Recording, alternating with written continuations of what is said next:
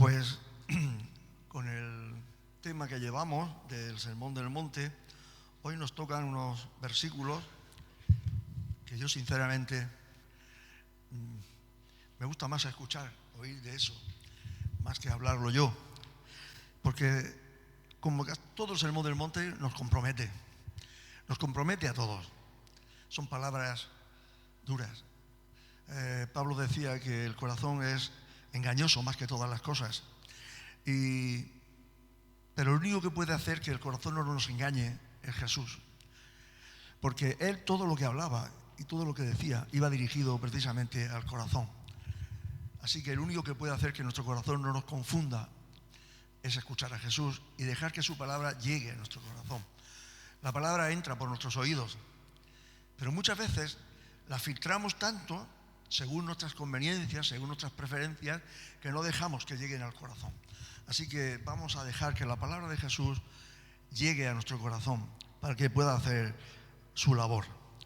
Vamos a leer 4 versículos en el Evangelio de Mateo, capítulo 6, que es la parte que nos toca ahora.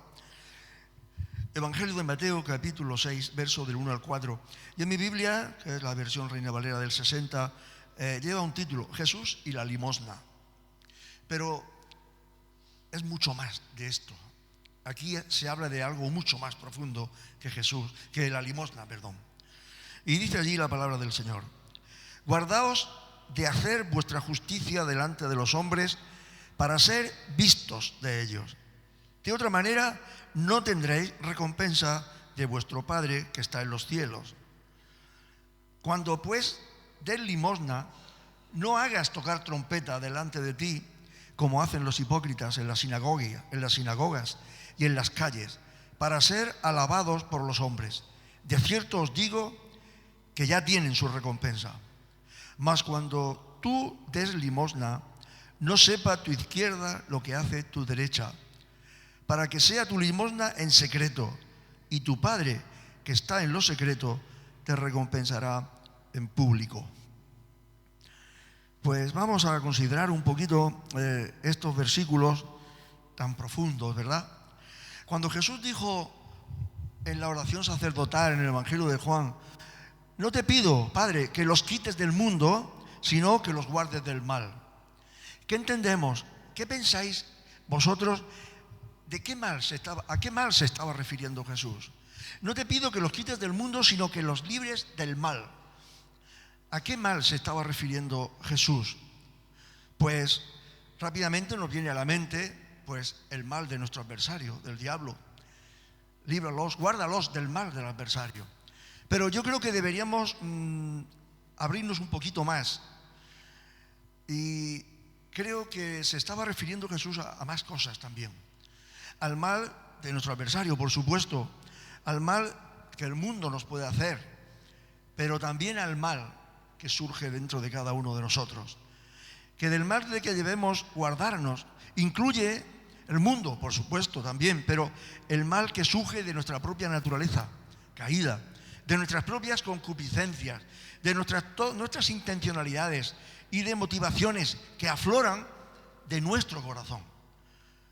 Dice Mateo 15, 19, porque del corazón salen los malos pensamientos, los homicidios, los adulterios, las fornicaciones, los hurtos, los falsos testimonios, las blasfemias, dice el Señor, que surgen de nuestro corazón, de nuestras propias concupiscencias, de lo que hay dentro de cada uno, de lo que está lleno nuestro corazón.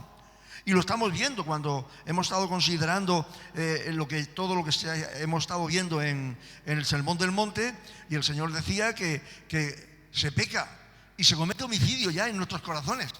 No solamente por acción, ¿verdad? Así que líbranos del mal está apelando a cuidado con nuestro corazón. Estamos viendo con este estudio del Sermón del Monte que esto es así.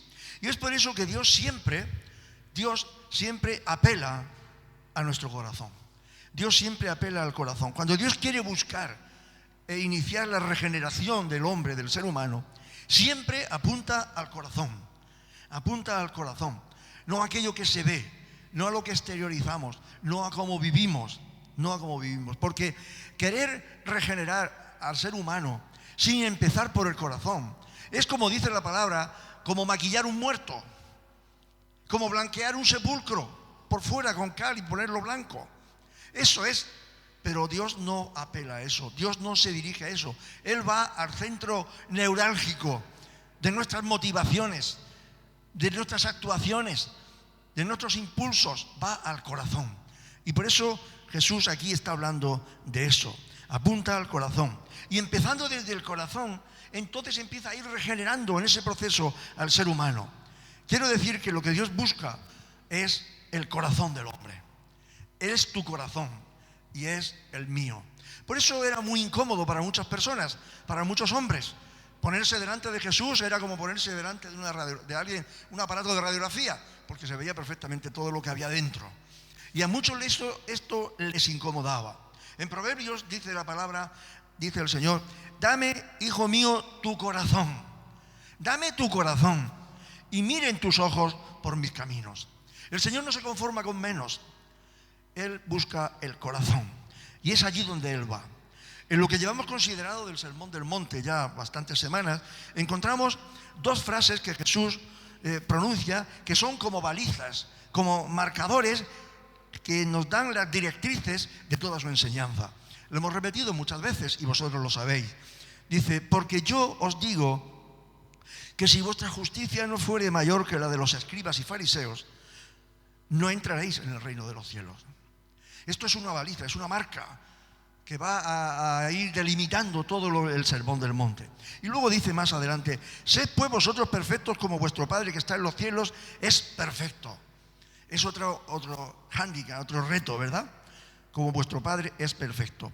Cuando dice vuestras y dice vosotros, está claro que se está refiriendo a sus discípulos, es decir, a nosotros, a ti y a mí, a los que hemos creído en Jesucristo como nuestro único y suficiente Salvador. Así que todas estas palabras, aunque son un poquito incómodas, van dirigidas a cada uno de nosotros. Estos versículos, perdonadme la expresión, parece que escuecen, ¿verdad? Estos versículos que aquí nos estamos considerando, parece que escuecen, pero son maravillosos. Son palabras maravillosas, aunque parezcan incómodas, para recibirlas y apropiarlas en nuestras vidas. Transitar por esta enseñanza que el Señor nos está dando nos hará ver que van dirigidas a lo más profundo de tu corazón y del mío y de todos, a los lugares más recónditos de nuestro ser. Estas palabras, ahora hay oportunidades de hecho de ver en televisión cuando ha habido un movimiento sísmico o un terremoto en algún sitio, y nos damos cuenta cómo edificios sólidos, firmes, hechos de hormigón y de acero, y son tan traqueteados, tambaleados, todos los pilares, todo. Estas palabras de Jesús lo que quieren es eso, es remover. Cuando hay aguas estancadas y están con cieno y con fango, hay que purificarlas, hay que limpiarlas. ¿Y cómo se hace? Batiéndolas mucho, removiéndolas para filtrarlas. Lo que Cristo está haciendo con el Sermón del Monte y concretamente con estas palabras de estos versículos, 4 versículos del capítulo 6, es remover nuestros corazones, es remover nuestras convicciones, remover nuestros cimientos, cosas que tenemos aprendidas, que nos comportamos mecánicamente por inercia, y el Señor dice: cuidado con esas cosas que aparentemente son pequeñas, pero cuidado, como dice la palabra, con esas zorras que entran por los agujeritos pequeños y minan y destruyen la viña. Y el Señor está llamándonos a examinarnos, a remover esas convicciones que tenemos y que pueden, de alguna manera, apartarnos de la voluntad y de los caminos del Señor. Cuando Cristo va a llevar a cabo la regeneración, que es lo que Él quiere llevar a cabo en nosotros, del ser humano, en el corazón, es en el corazón donde empieza su labor. Es allí donde Él empieza. No empieza por fuera, no empieza con los ritos y las celebraciones y las manifestaciones exteriores. Es más, no le interesan. No quiere. Él empieza en el corazón, en el interior, no en el exterior. Ahí tuvo muchos problemas el Señor. ¿Por qué no se lavan tus discípulos las manos antes de comer? ¿Por qué no laváis las tazas?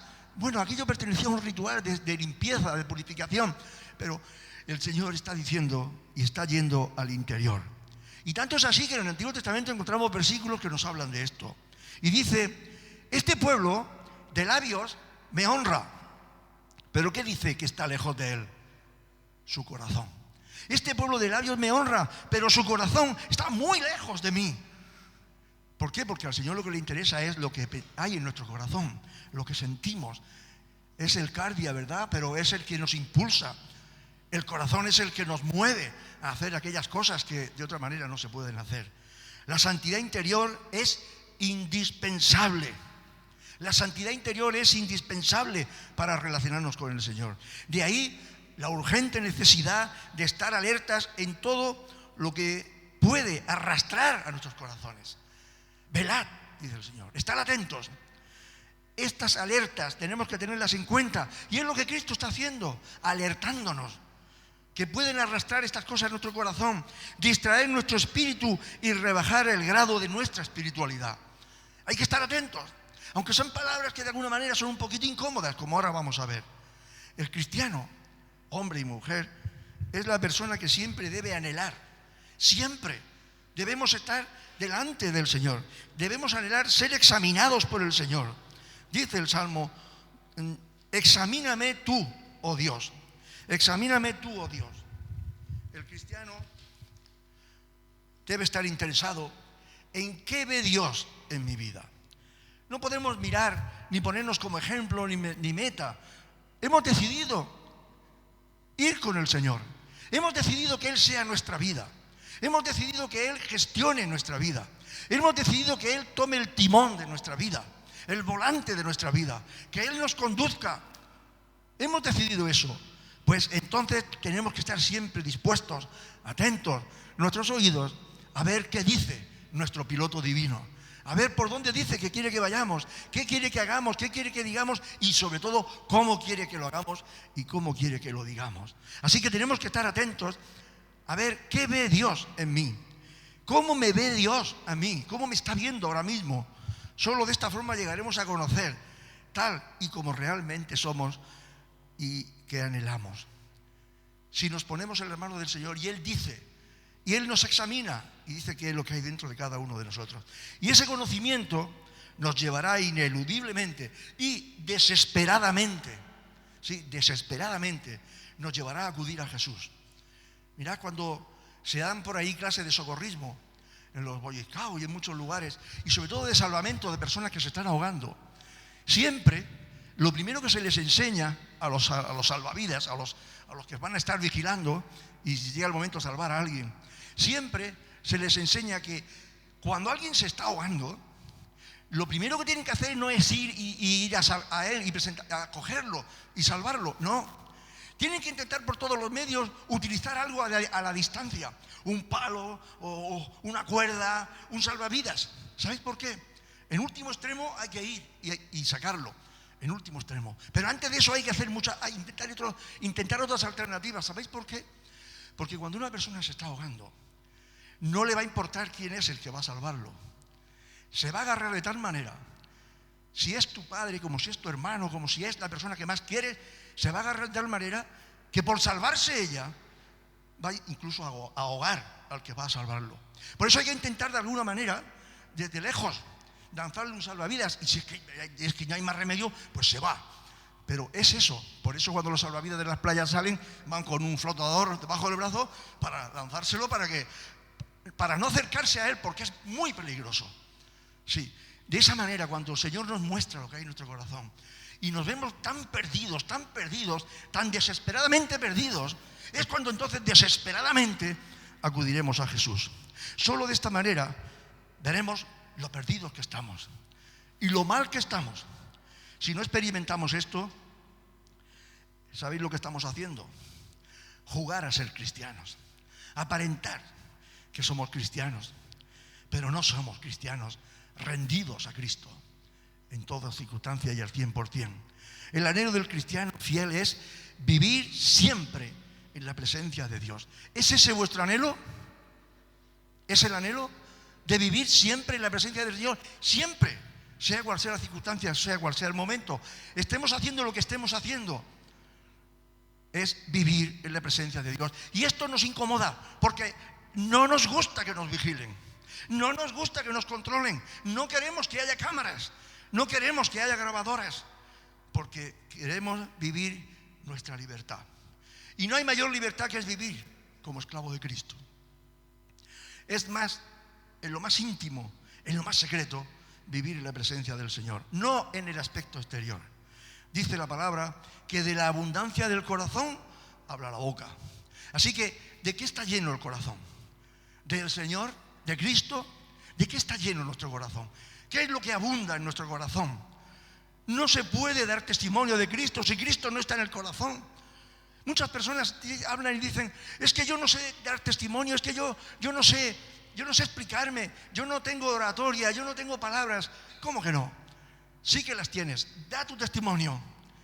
Explica lo que Cristo ha hecho en tu vida, a tu modo, de tus palabras. Esa es la mejor evangelización. Porque tienes que demostrar que Cristo está en tu corazón, está dentro del corazón. Aquí Jesús sigue enseñando por contraste entre lo que es un religioso hipócrita y un verdadero discípulo de Jesús, sincero y transparente, ciudadano del reino de Dios. Por contraste. Y por eso contrasta, dice, no hagáis vosotros, guardaos de hacer vuestra justicia. Cuidad, no hagáis como ellos. Y un verdadero discípulo de Jesús es aquel que quiere hacer las cosas según dice Jesús. Hasta aquí Jesús se ha centrado en la ética, en la moral, en la vida social, en la vida de las familias. Ahora se va a ocupar de un aspecto mucho más delicado. Y es mucho más delicado la vida religiosa. La vida religiosa, la vida de la piedad. Y va a enseñar sobre la caridad o sobre la limosna. Más adelante, en los próximos domingos, veremos que también va a hablar de la oración, cómo debe ser la oración delante del Señor. Y también va a hablar del ayuno. 3 puntos básicos de la vida religiosa de los escribas y fariseos. ¿Pensáis que el testimonio que daban los escribas y fariseos ante el pueblo, ante el mundo, eso, como ellos vivían y lo que ellos exigían, eso invitaba a la gente a acudir a Dios? No, porque echaban cargas sobre la gente, como dice el Mateo 23, cuando no son capaces de mover ni un dedo para ayudarles a llevar esas cargas. No daban un testimonio que a la gente se sintiesen atraídos hacia el Señor. Daban mandamientos, órdenes, prohibiciones. No se sentían atraídos. Así que Jesús va ahora a profundizar más y va a hablar de la vida religiosa, de la vida de la piedad. ¿Cómo vivían aquellos hombres la vida religiosa, la vida de la piedad, su relación con Dios y cómo debería de ser, no como ellos lo hacían? Y esto es un punto muy delicado. El aspecto espiritual. Que cada uno crea lo que quiera. Vivimos en un mundo de libertades y de tolerancia. Cada uno tiene su fe. ¿Y hay que respetar a todo el mundo? Por supuesto que sí. Cada uno cree lo que cree conveniente. Yo voy a los oficios religiosos cuando creo que debo de ir. No me lo tiene que decir nadie. Bueno, nosotros los cristianos sí tenemos quien nos lo diga. Tenemos la palabra que nos marca las pautas y nos dice qué es lo que debemos y no debemos hacer. Y sobre todo al Señor Jesucristo. Pero voy a hablar un poquito de esta faceta de la vida religiosa, porque tristemente, muy tristemente, veo y leo y veo en las noticias y en todo que en la vida religiosa es donde más intenta todo ser humano promocionarse. Y me explico, promocionarse. Cuando quieren liderar grandes masas de gente, utilizan muchas artes. Pero hay una que casi siempre se utilizan aquellos que quieren atraer hacia sí la gente, y es promocionarse religiosamente, dar la imagen de que son muy espirituales, de que son muy religiosos. Muchos líderes políticos y no políticos lo han hecho y lo siguen haciendo. Cuando quieren ganarse al pueblo, se muestran muy religiosos, muy espirituales. Y los ves, que yo me quedo muchas veces con los ojos así, cuando veo a algunos políticos que salen con una Biblia debajo del brazo o en la mano. Incluso no dicen versículos bíblicos. Y cuando los vemos decimos, mira, este es cristiano, este tal. No, es un aspecto exterior. Y luego cuando se indaga un poquito más te das cuenta de que no, que es para ganarse al pueblo. Todos sabemos, y creo que todos sabemos de qué es de lo que yo estoy hablando. Cuando van delante los demás para consolidarse como líderes. Pero esto pasa en todas las religiones, no solamente en la religión cristiana o en el cristianismo. Pasa en todas las religiones. He visto líderes de otras religiones que cuando se han visto perdidos, entonces se salen a orar en público, en medio de las calles, y todo el mundo los ve. Si es así, entonces nosotros le seguimos. Porque la religión muchas veces es utilizada para promocionarse políticamente y en todos los sentidos, Pero hermanos y hermanas, esto también ocurre en la iglesia. También se busca promoción, ascensos en la iglesia como líderes. Tristemente, muy tristemente, hay personas en las que solo les interesa el ministerio que se ve, lo que se ve. Aquí, ahora todos me estáis mirando a mí. Pues esto mucha gente lo anhela. El ministerio que se ve, solamente persiguen subir al púlpito, predicar. Lo hemos visto, lo vemos constantemente surgiendo más y más iglesias establecidas y bueno, pues se van a otro local, a otro sitio para predicar, para que me vean, para que se vea lo que se vea. Sin embargo, el ministerio que se ve concretamente, el de subir a la plataforma, os puedo decir, y habrá quien lo puede corroborar, que a veces 30 minutos de predicación pública equivalen a horas de estudio. Horas de estudio. Y cuando digo estudio no me refiero a copiar predicaciones de internet y a dar a la iglesia platos recalentados. He escuchado una predicación, me la copio y yo el domingo se la doy aquí a los hermanos. Y alguno podía decir, anda, pues eso lo escuché yo el otro día en internet también. Pues poco ha trabajado Paco o el predicador en ese estudio. Ha copiado y ha recalentado el plato. Me refiero, cuando digo a la palabra, me refiero a pasar tiempo escuchando a Dios. Mucho tiempo de oración, mucha oración, os lo aseguro, hermanos. A lo mejor otros necesitan menos. Yo necesito mucho tiempo para estas cosas. Y esto no se ve, porque es en lo secreto. Es cuando uno está solo. A veces es a altas horas de la madrugada o por las tardes. Esto no se ve, no lo veis, pero esto es así. Aunque sea un ministerio que todo el mundo está buscando, o busca, o muchos, o casi muchos, para promocionarse. ¿Cuánto ministerio y servicio al Señor hay de muchos hermanos y hermanas que están llevando a cabo en la iglesia en secreto, cuando nadie les ve y ni siquiera nos enteramos? Y sirva como ejemplo, por ejemplo, la oración. Hermanos y hermanas que no predican, que no se les ve ninguna cosa aparte activa en la iglesia, pero en sus casas sé que oran y oran y oran y oran. Oran horas por la iglesia, por los hermanos, por las necesidades de este, de aquel, que se interesan por las necesidades de este y de aquel, que se interesan por los problemas de la familia, de los hijos, y oran. Se interesan por las enfermedades que están pasando, por las dificultades económicas, y oran y oran y oran. Y ayudan sin necesidad de que nadie los vea. La limpieza del local.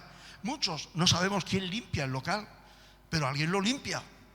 Son trabajos en secreto. Y otros muchos servicios, muchos, que indudablemente no vemos, pero nuestro Padre sí que los ve. Él sí que los ve. No es tiempo perdido. Él sí que lo ve. Esto nos sirve para introducirnos y para considerar los versículos que hemos leído en esta mañana. Algunos siervos de Dios han dicho que este capítulo 6 de Mateo es uno de los más incómodos de la Biblia. Uno de los más incómodos. ¿Sabéis por qué? Porque Cristo no está hablando de cosas exteriores, de lo que aparentamos, de lo que yo quiero que vosotros veáis de mí, o de lo que yo quiero que vosotros escuchéis de mí. No. Cristo está hablando de lo que hay en mi corazón, y ante eso, ¿dónde me puedo esconder? Ahí en esa habitación, ¿dónde me puedo ir? A ningún lugar, porque Cristo me ve. Por eso están incómodos estos versículos, ¿verdad? Para el cristiano, estos son incómodos, estos versículos, y para las personas que no son del Señor, ¿qué decir? Pero no nos da la posibilidad de eludirlos. Están aquí. Cristo los pronunció y tenemos que estar atentos. Por eso muchas veces es muy interesante hacer estudios como estamos haciendo, versículo a versículo, para no dejarnos decir, de esto no me interesa a mí hablar, me lo salto y hablo y predico de otra cosa. No, hay que hacerlo. Así que no nos da la posibilidad de eludirlo. Forzosamente tenemos que presentarnos a corazón abierto delante de nuestro Padre.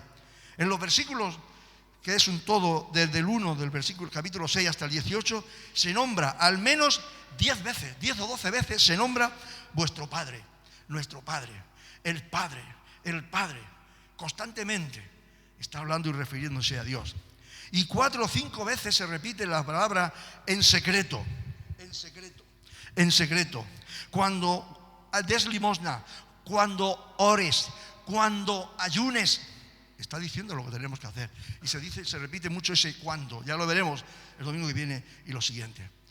Ahora si yo preguntase a vosotros ahora, que alguien levante la mano a aquellos que estén, o aquellas que estén perfectamente convencidos de que se conocen a sí mismos.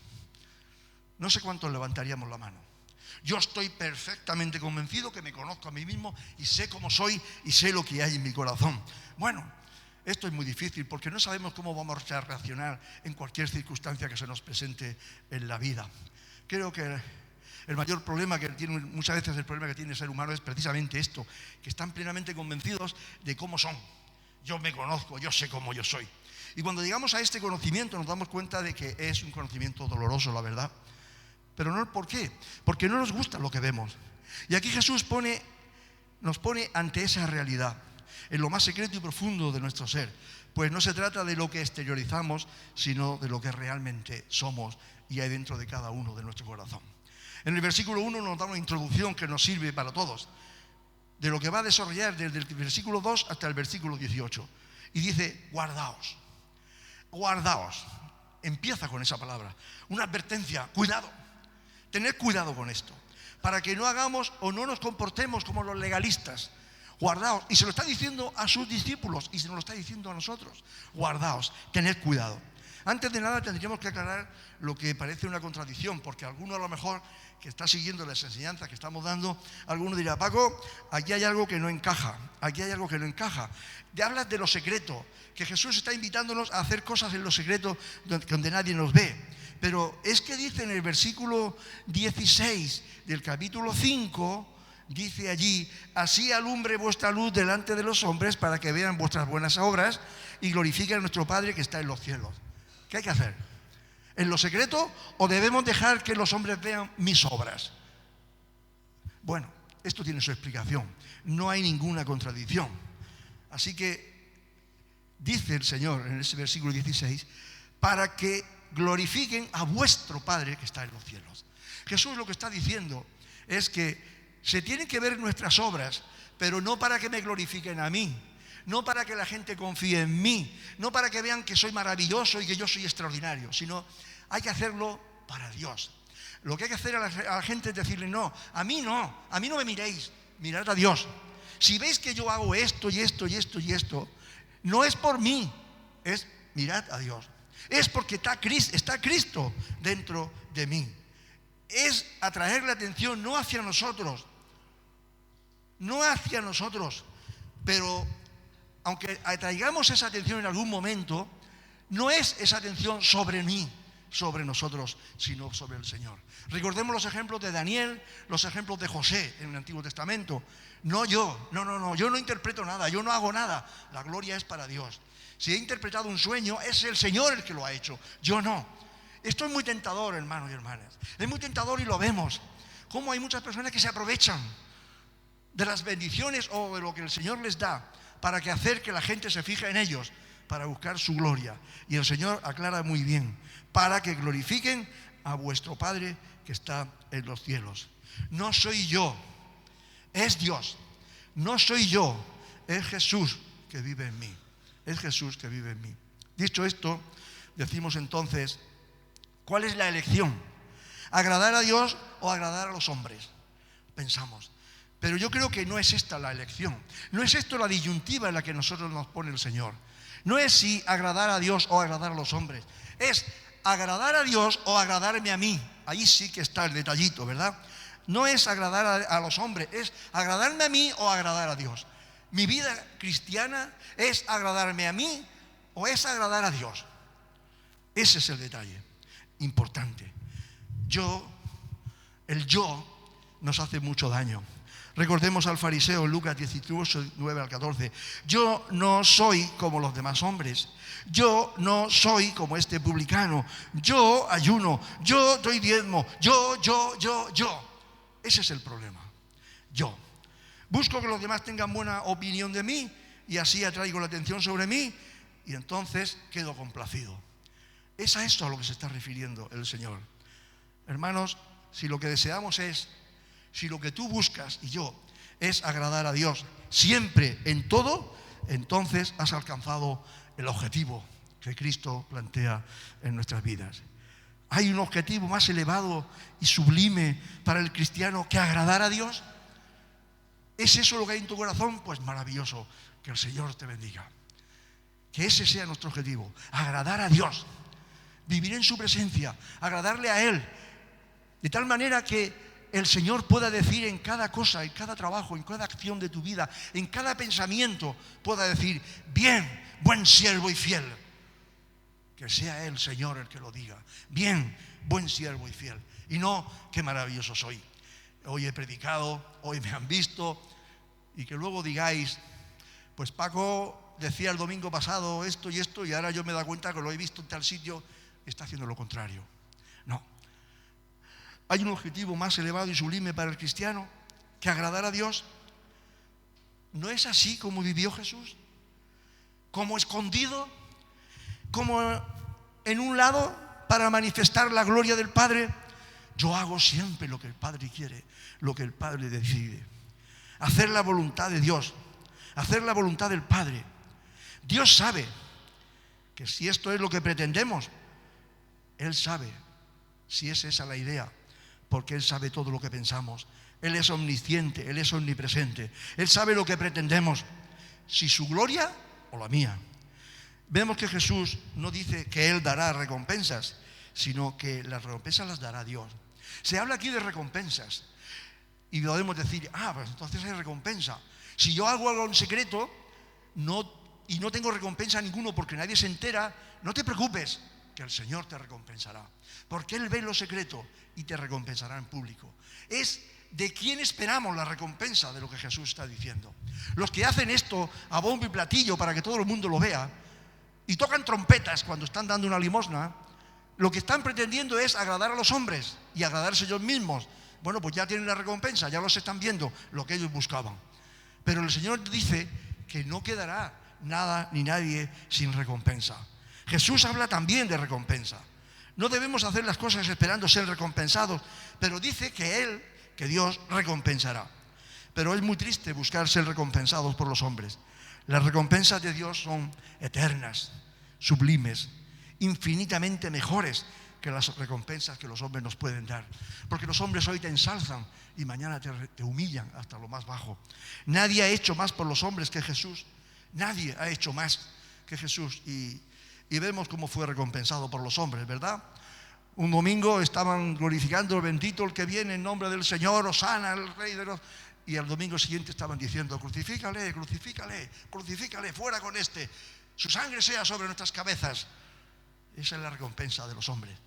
Pero bueno, Jesús fue recompensado por el Padre. La exaltación eterna, el miércoles lo estuvimos viendo, cómo el cielo lo recibió y cómo el cielo lo recibe cada día. Llega el momento de hacer bien a los demás. Entonces, ¿no hay que hacer bien a los demás? Sí, el Señor dice que sí, que hay que hacerlo. Hay que hacer bien a los demás, sea económicamente o sea dedicarles tiempo o cualquier otro servicio. Está bien hacerlo, debemos de hacerlo. Además, en el templo había una parte de las ofrendas que eran dedicadas para ayudar a los pobres, a los necesitados. El problema era que cuando iban a dar esas limosnas, muchas veces hacían sonar trompetas en las calles para que todo el mundo viera que se iban a repartir las limosnas. Eso es a lo que el Señor Jesucristo se refería. Está bien hacerlo y hay que hacerlo, pero lo que no hay que hacer es hacer sonar trompetas, ni bombos, ni platillos. Si una vez hecho esto, además lo hacemos en secreto, entonces es la maravilla. Lo que hemos hecho adquiere un valor infinito y será del total agrado de Dios, que es lo que nosotros más anhelamos. Pero aún así, hermanos, humanamente hablando, hacer las cosas en secreto no nos gusta, no nos apetece.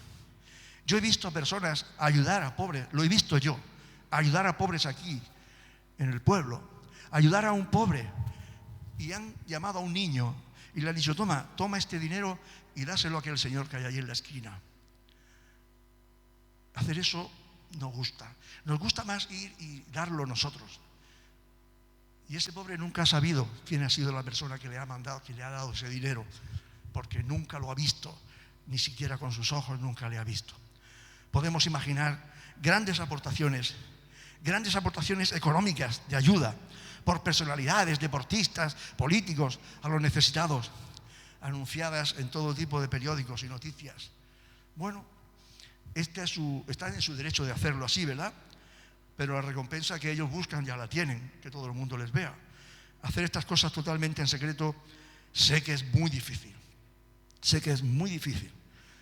Pero si lo que buscamos es la gloria de Dios, se debe hacer como Dios dice. Una vez que hemos decidido vivir según los estatutos y la palabra del Señor, hacer las cosas como Él dice. No podemos decir esta parte de la Escritura no me interesa y aquella sí y esta no. Toda la palabra es útil y debemos hacer las cosas como el Señor nos dice. Si buscamos la gloria de Dios, se debe hacer todo como Él dice.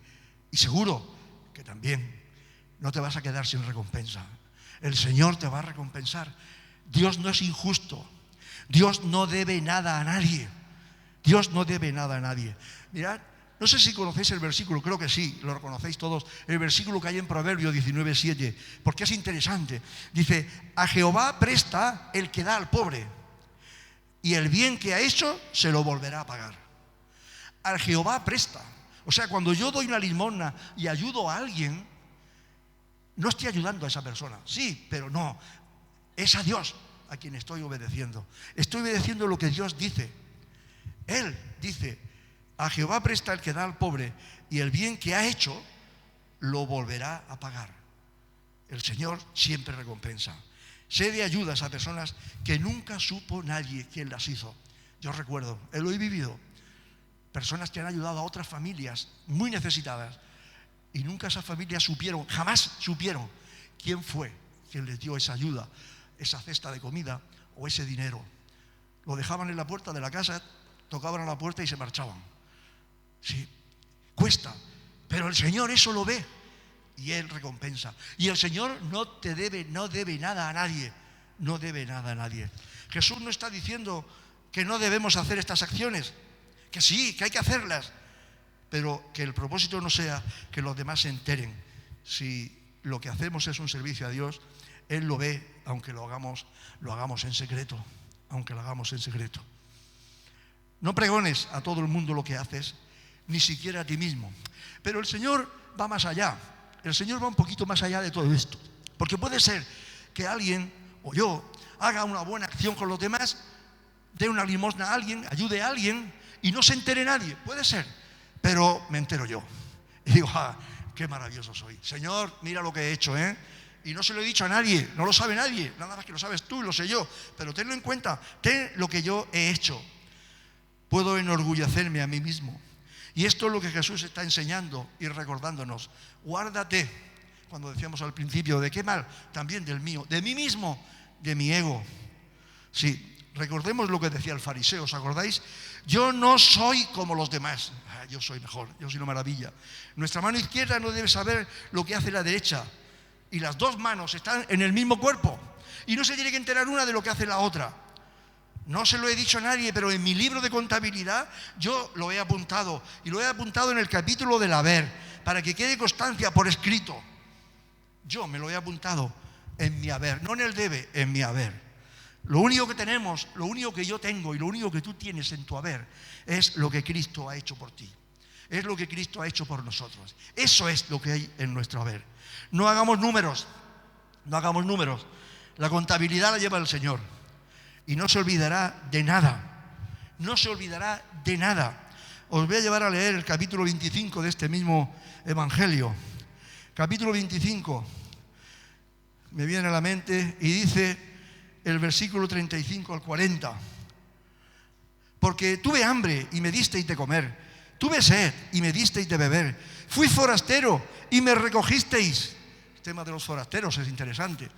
Y me recogisteis.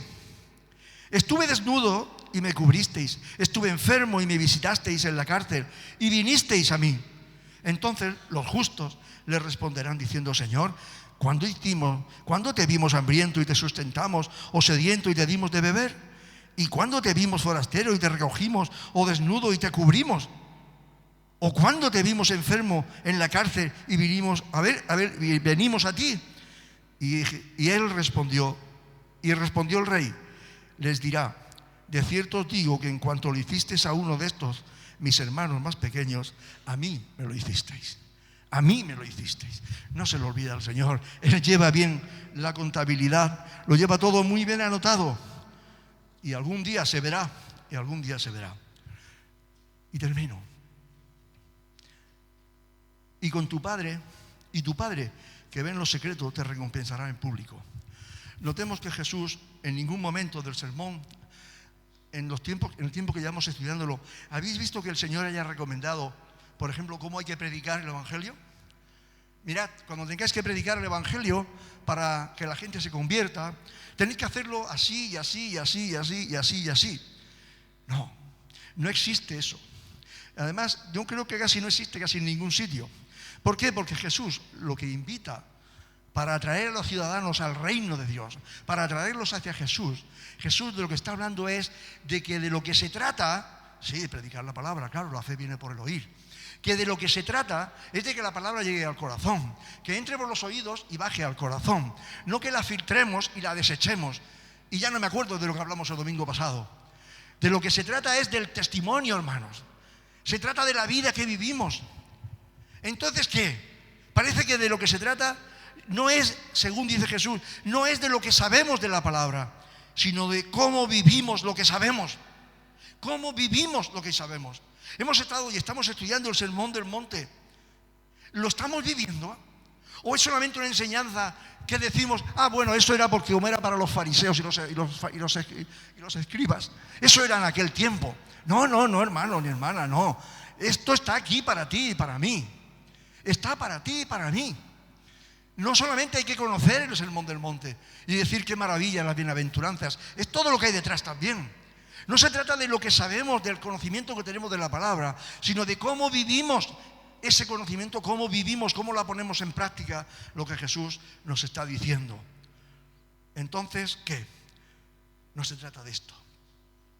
Imaginad por un momento, ya termino, que todos los que estamos aquí, que hemos creído en Cristo Jesús como nuestro único y suficiente Salvador, que deseamos vivir según su palabra, porque dice que el que me ama, mi palabra guarda. Conocer su palabra no solamente es conocerla. Imaginad por un momento que desde hoy, domingo, hasta el domingo que viene, por ejemplo, 7 días, solo 7 días, vamos a vivir de acuerdo a todo lo que hemos escuchado y podemos leer en el Sermón del Monte. Es decir, 7 días viviendo y poniendo en práctica lo que dice Jesús en el Sermón del Monte, en hechos y acciones y pensamientos.